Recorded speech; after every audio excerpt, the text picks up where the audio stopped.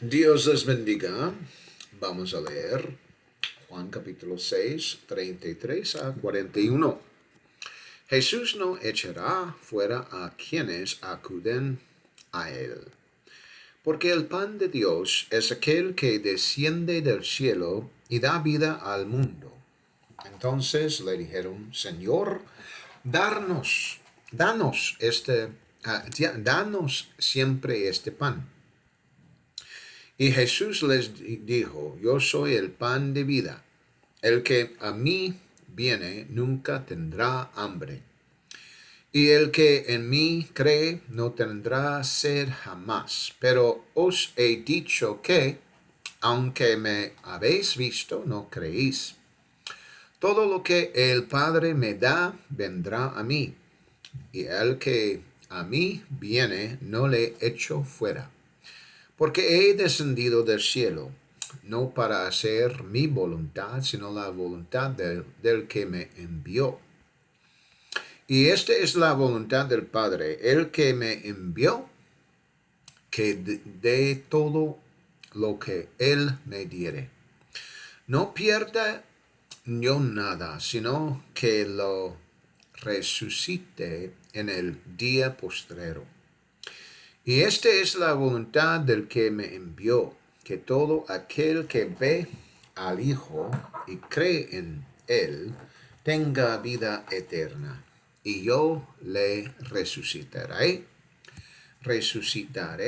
en el día postrero. Murmuraban entonces de él los judíos, porque había dicho, yo soy el pan que descendió del cielo. Versículo 33 dice, porque el pan de Dios es aquel que desciende del cielo y da vida al mundo. Esta es una declaración clara en la que Jesús se refiere a su propio origen. Sin embargo, la gente naturalmente pensaba que Jesús era igual a ellos, ya que había nacido en Israel y crecido en Nazaret.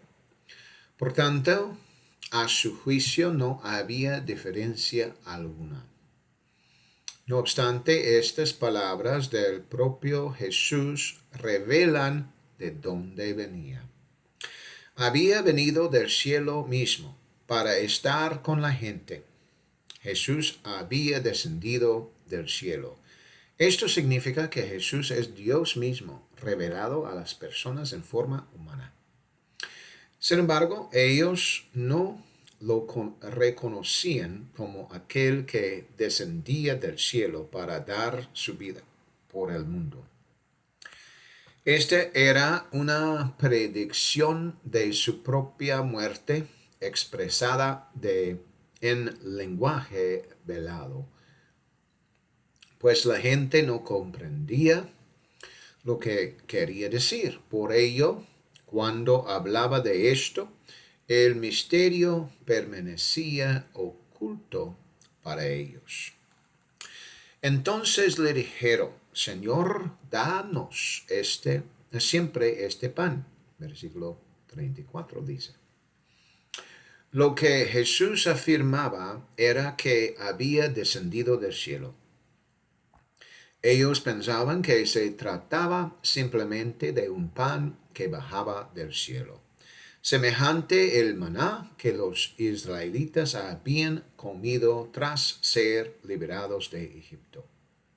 Creían pues que podrían comer de ese pan celestial tal como lo hicieron con el maná.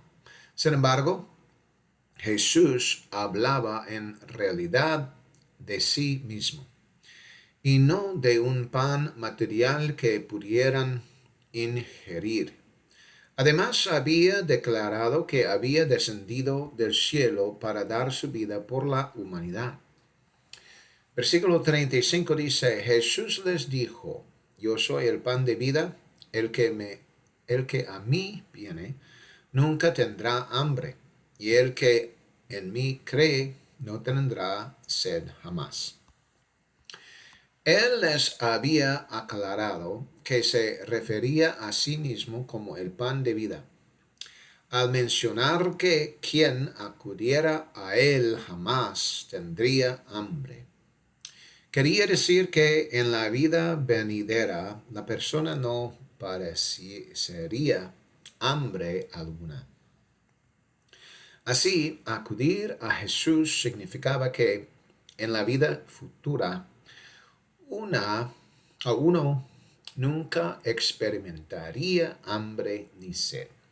No obstante, al analizar sus palabras sobre venir a Él, surge la pregunta, ¿cómo? ¿Cómo puede una persona acudir a Jesús cuando Jesús estaba allí con ellos? No se refería a caminar físicamente hacia Él. Eso habría implicado una connotación física. Más bien Jesús se refería a que venir a Él significaba creer en Él. Tal como lo mencionó, venir a Él hoy en día implica buscarle en un sentido espiritual. En aquel entonces la gente podía seguirle literalmente, pero venir a Él y creer en Él son lo mismo. Es decir, se podría decir que consiste en hacerle Señor de la vida, propia vida, como Jesús mencionó en Juan 7, 37 a 39, creer en Él significa recibir el don del Espíritu Santo durante la era de la Iglesia. Durante su ministerio, el simple hecho de creer en Él habría bastado. Sin embargo, en la era de la Iglesia, para Jesús, creer implica buscarle para recibir su Espíritu. Y Dios responderá otorgando el Espíritu Santo a la persona si su corazón está bien delante de Él. Versículo 36 dice, pero os he dicho que, aunque me habéis visto, no creéis. Jesús había realizado muchos de sus milagros en Capernaum, lugar donde se encontraba en ese momento. Había hecho un milagro, expulsar un espíritu demoníaco en la sinagoga. Pero según Jesús, aquellas personas que asistían a la sinagoga, refiriéndose no a los discípulos, sino a los demás, le habían visto, mas no creían en él. Las palabras de Jesús fueron muy específicas respecto a la gente de la sinagoga, lo cual resulta cuando menos interesante, dado que había realizado tantos milagros en Capernaum. Uno podría concluir que muchas personas de la sinagoga de Capernaum creerían en él. Sin embargo, Jesús se refería posiblemente a la mayoría. No obstante, cabría esperar que cualquiera por quien Jesús hubiera hecho un milagro y que aparentemente asistía a la sinagoga, creyera en él. No solo aquellos que habían recibido el milagro, sino también sus familias. Uno pensaría que ellos también creerían en Jesús. Aleluya. Sin embargo, el texto declara incluso que había quienes caminaban con él y asistían a la sinagoga aquel día en que escucharon sus palabras.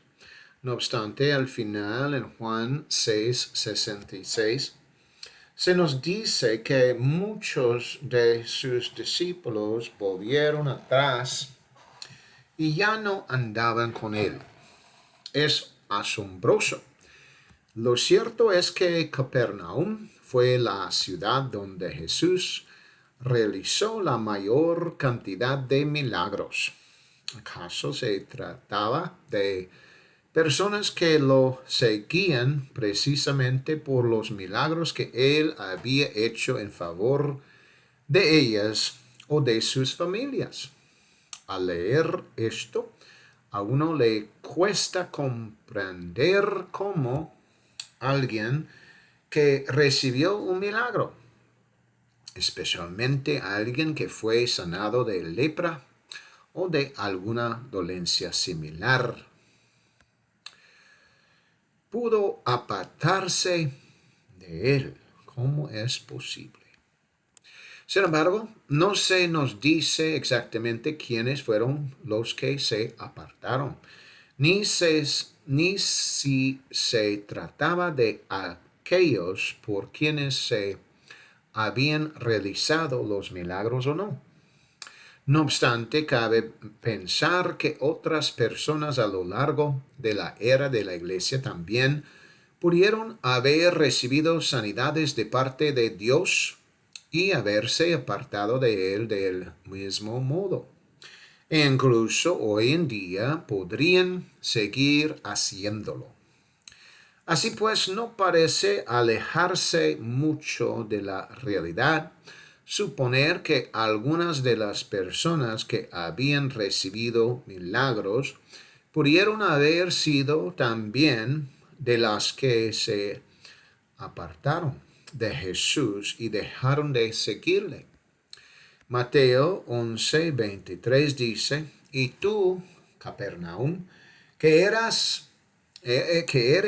exaltada hasta el cielo, hasta el Hades serás abatida, porque si en Sodoma se hubieran hecho los milagros que han sido hechos en ti, habría permanecido hasta el día de hoy. Jesús, por supuesto, está juzgando a Capernaum, porque había decidido realizar allí numerosos milagros. Y eso para él equivalía a ser exaltada hasta el cielo, ya que él estaba presente allí obrando prodigios en medio de ellos. Por tanto, fueron testigos de las grandes obras que vieron hacer a Jesús. Sodoma, en cambio, no presenció tales milagros en su ciudad y, según Jesús, se habría arrepentido si él hubiera realizado allí semejantes obras. Sin embargo, Capernaum incurrió en una grave falta al apartarse de Jesús, tal como indica Juan 6:66. Muchos de sus discípulos se alejaron y dejaron de seguirle. Es triste que así fuera, pero tomaron esa decisión simplemente porque no habían comprendido en realidad de la verdad. Ahora bien, ¿dónde termina quien se aparta de Jesús? Según las palabras del propio Jesús. Él ya lo había dicho.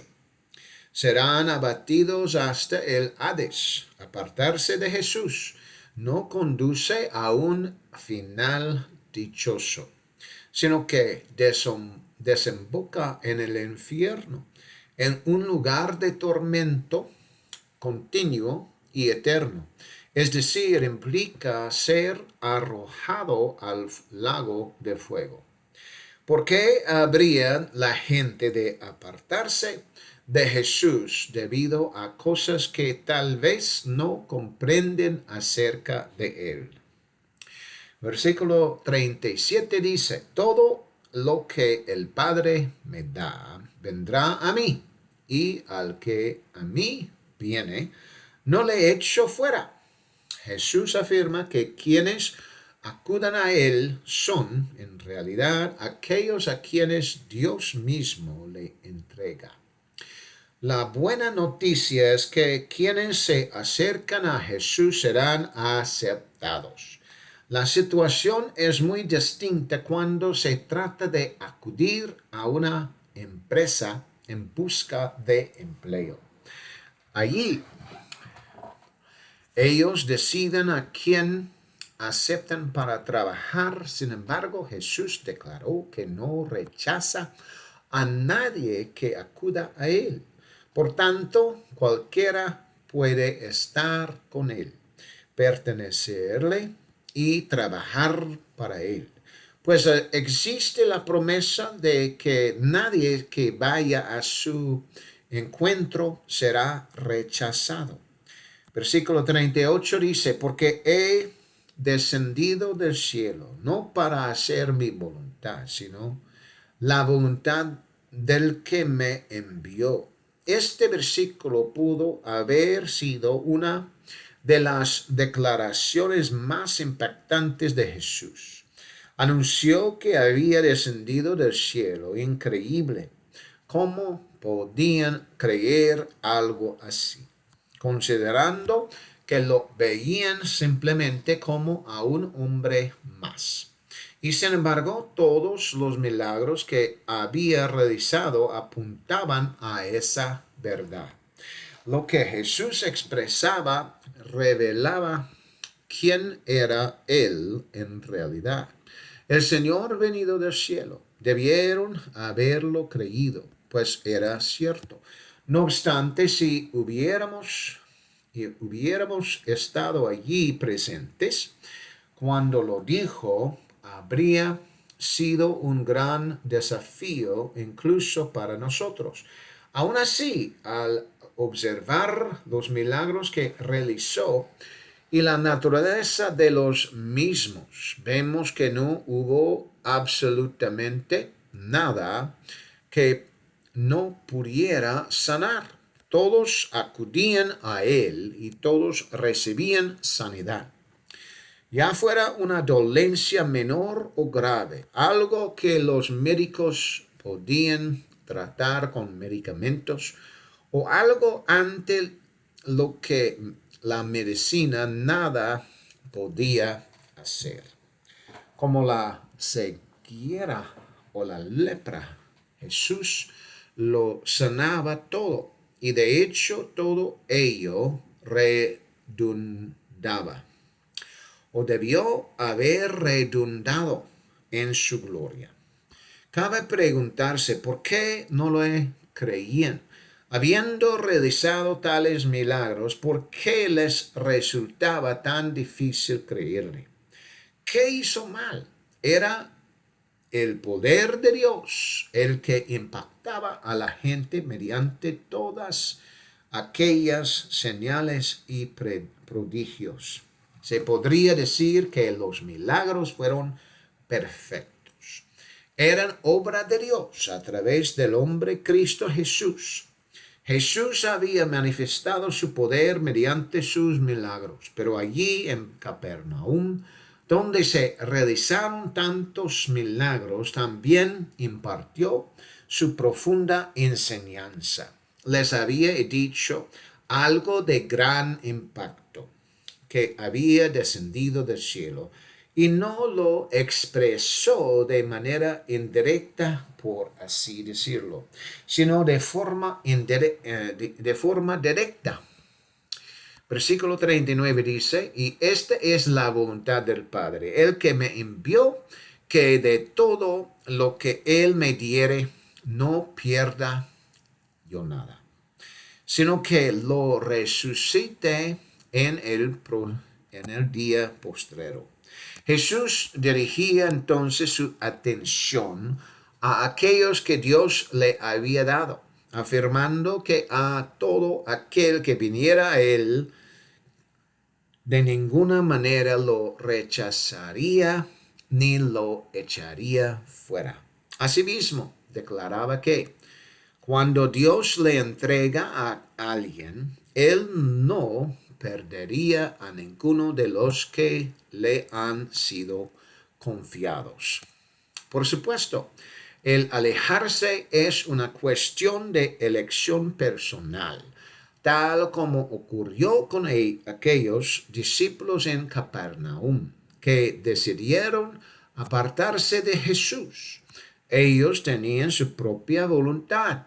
Si hubieran decidido permanecer con Él, jamás se habrían perdido, sino que habrían resucitado en el día postrero, según las palabras de Jesús. En otras palabras, habrían participado en la resurrección de los justos y de aquellos que llegarían a ser suyos. No habría forma de que se perdieran mientras permanecían junto a Él. Sin embargo, la realidad es esta: las personas poseen libre albedrío y si deciden o quieren dejar a Jesús, pueden hacerlo. No obstante, la verdad es que el enemigo no tiene poder para hacer que la gente se pierda. Si ellos desean permanecer con Jesús, serán salvos y resucitarán de entre los muertos junto con los justos.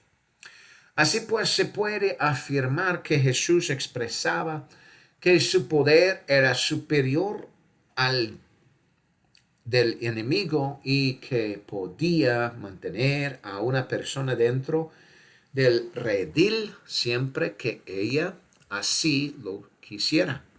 En otras palabras, si continúen creyendo en Jesús, serán salvos, no serán desechados. Por consiguiente, al referirse en Mateo capítulo 7, 21 a 23, a aquellos que fueran rechazados, a quienes Jesús dijo no conocer, la razón era que por algún motivo no habían acudido a Él, no habían sido entregados a Jesús. Por eso Él no los conocía, ya que correspondía a Dios entregárselos al hombre Cristo Jesús.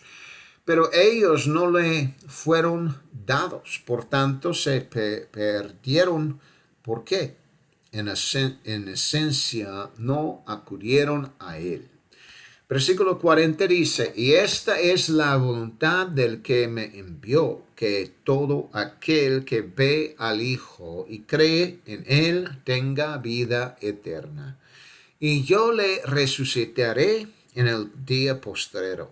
Cuando Jesús pronunció estas palabras, ello tuvo un profundo impacto en cuanto a quién es Él. Es decir, Él tenía el poder de resucitar a las personas en el último día. Jesús se refería precisamente a aquel día en que Él las resucitaría.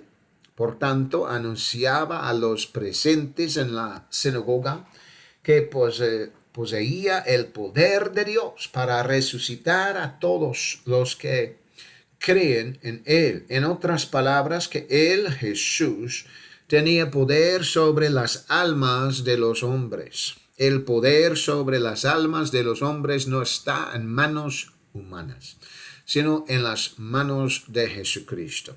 Además, se afirma que Jesús es el juez de todos los hombres. Aquí Jesús habla de verle y creer en Él. Ciertamente le habían visto físicamente, pero existe una manera de ver quién es Jesús realmente. Verle tal como Él mismo se describía, como aquel que vino del cielo y que es el Señor del cielo. Eso es verle verdaderamente, no solo como hombre, sino también como Dios, reconociendo quién dijo ser. En otras palabras, creían en Jesús tal como es, aquel que descendió del cielo y que posee poder sobre las almas de los hombres. De modo que a su palabra ellos resucitarán entre los muertos. Existe un paralelismo claro con esto. Cuando Jesús llamó a Lázaro para que saliera del sepulcro, Ese acto prefiguraba el momento en que Él nos llame a salir de la tumba o para quienes aún viven, nos llame para estar con Él en las nubes, en el aire. Así el llamado de Jesús a Lázaro para salir del sepulcro se asemeja a cuando llame a su pueblo a resucitar de entre los muertos o a reunirse con Él en las nubes en el momento de su aparición. Él es quien llamará a las personas para que vayan con Él. Posee ese poder y lo ejercerá, tal como afirma. En el día postrero, se podría decir, en el día final de la era de la iglesia. Versículo 41 nos dice, los judíos entonces murmuraban de él porque había dicho, yo soy el pan que descendió del cielo. Ciertamente, si Jesús no hubiera realizado los milagros que hizo y simplemente hubiera anunciado esto, habría sido o debería haber sido difícil de creer. Sin embargo, los milagros que realizó apuntan a la veracidad de sus palabras. De hecho, al leer Isaías 35, 4 a 5, encontramos lo siguiente. Decid a los de corazón apocado, esforzaos, no temáis. He aquí que vuestro Dios vendrá con retribución. Con pago Dios mismo vendrá y os salvará. Versículo 5. Entonces los ojos de los ciegos serán abiertos y destapados los oídos de los sordos. Cuando Jesús ministraba a la gente, hubo personas ciegas o a quienes él devolvió la vista. Eso apunta al hecho de que Dios había venido. Es decir, que Jesús como Dios había venido y había realizado estos milagros en los que las personas recuperaban la vista. Eso junto con Isaías 35 señala que Jesús es Dios hecho carne. ¿Contra quién murmuraban los judíos? Murmuraban contra Jesús, no contra los demás, ni contra los fariseos, ni contra quienes estuvieran haciendo algo indebido. Las escrituras señalan